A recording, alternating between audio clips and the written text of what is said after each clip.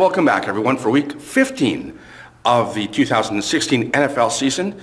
I went 3-0-1 against the spread last week. We had one push and 2-0 with my over-under. So we're knocking on the door of perfection, which is what we're going to get this week. Here are the picks.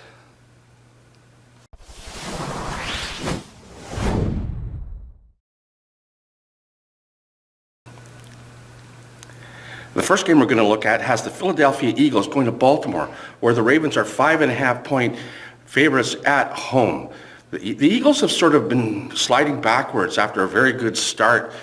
Rookie quarterback Carson Wentz is going to be dealing with one of the better defenses in the league, and I realized Baltimore got torn apart in the Monday Nighter, but that was against Tom Brady, probably the best quarterback of all time. You know, the Ravens really have to win this game to stay in the playoff hunt.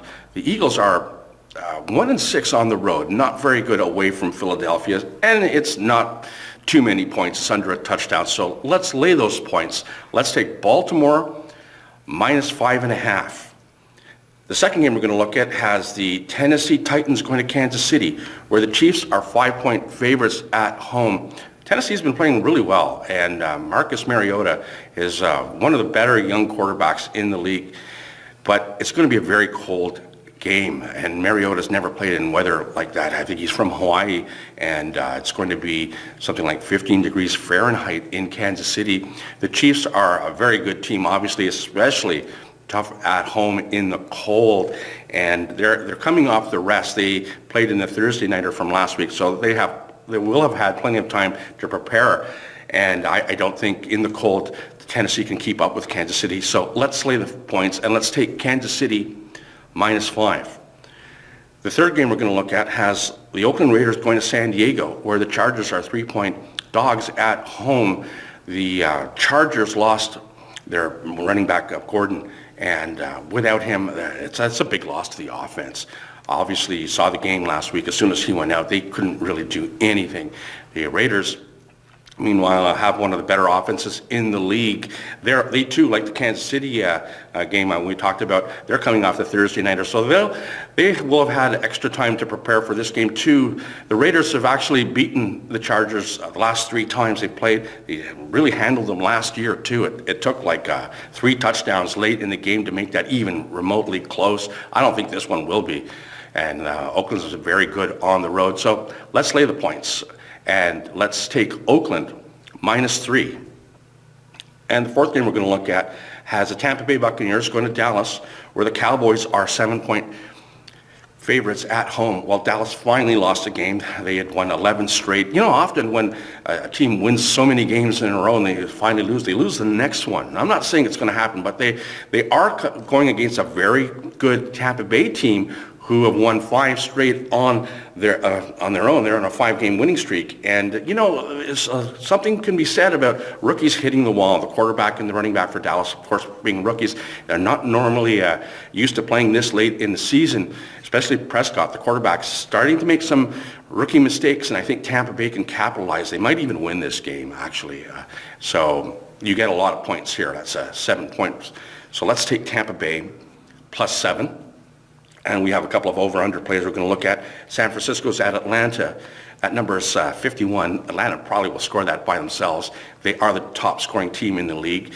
San Francisco gives up the most points in the league. Atlanta gives up a lot of points too. So this could sail way into the 80s.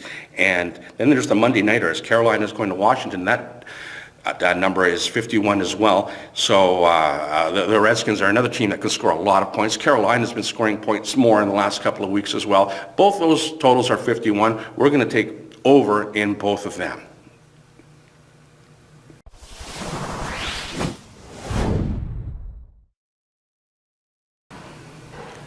Here's my Let's Take Man's Money parlay play. We came so close last week. We got greedy and took a couple of extra money line games. The Colts cost us, unfortunately. So the picks are Baltimore minus 5.5, Kansas City minus 5, Oakland minus 3, Tampa Bay plus 7. We'll take the 2 overs, San Francisco, Atlanta over 51, Carolina, Washington over 51, and we'll throw in Green Bay on the money line because we are greedy. $25 bet will get us $1,805.24. Now, if you like to adjust a game or two, go right ahead, or maybe you can do 4 or 5 games rotation, as Aaron did last week, one of my viewers, and he won himself $3,000. So if you'd like to do that, go right ahead. And then we have our 6-game teaser play. We're going to tease these games 6 points. We'll tease Detroit up and make them 10-point dogs at New York, at the Giants. We'll tease Indy up and make them 10-point dogs at my Vikings. We'll tease Baltimore down and make them a half-point dog against Philadelphia. We'll tease Kansas City down and make them a 1-point dog versus Tennessee. We'll tease Oakland down, make them 3-point dogs against San Diego. And we'll tease Tampa Bay up and make them 13-point dogs at Dallas. A $25 bet will get us $175. Good luck.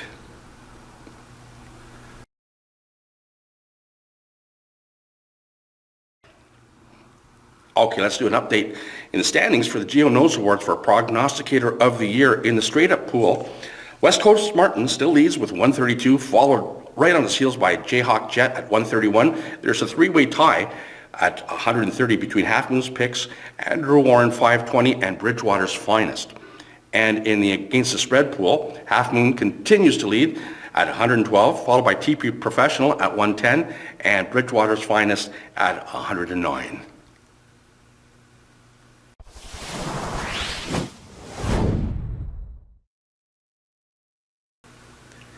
Here are my straight-up picks for this week.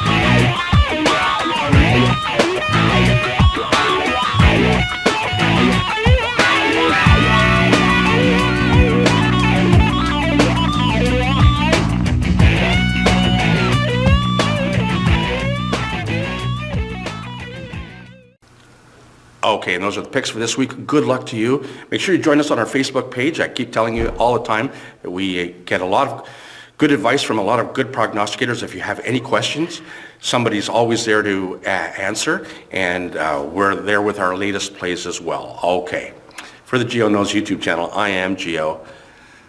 Let's take the man's money.